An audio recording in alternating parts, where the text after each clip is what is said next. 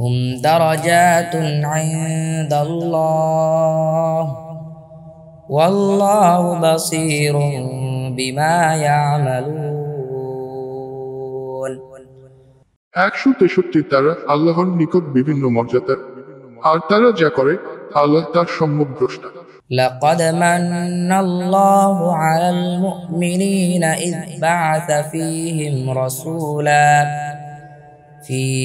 رسولا من أنفسهم يتلو عليهم آياته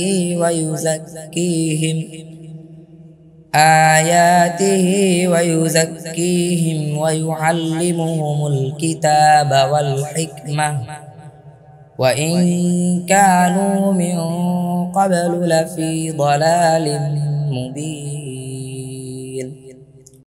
164 অবশ্যই আল্লাহ মুমিনদের উপর অনুগ্রহ করেছেন যখন তিনি তাদের মধ্য থেকে তাদের প্রতি একজন রাসূল পাঠিয়েছেন, যে তাদের কাছে তার আয়াতসমূহ তিলাওয়াত করে এবং তাদেরকে পরিশুদ্ধ করে আর তাদেরকে কিতাব ও হিকমত শিক্ষা দেয়, যদিও তারা ইতপূর্বে স্পষ্ট ভ্রান্তিতে ছিল। أولما أصابتكم مصيبة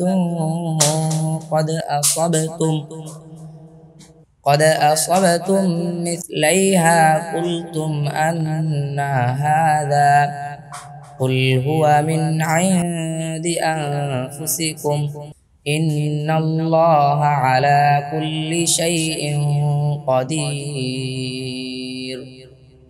165 আর যখন তোমাদের উপর বিপদ এল অথচ তোমরা তো এর দ্বিগুণ বিপদে আক্রান্ত হলে বদর যুদ্ধে, তোমরা বলেছিলে এটা কোত্থেকে?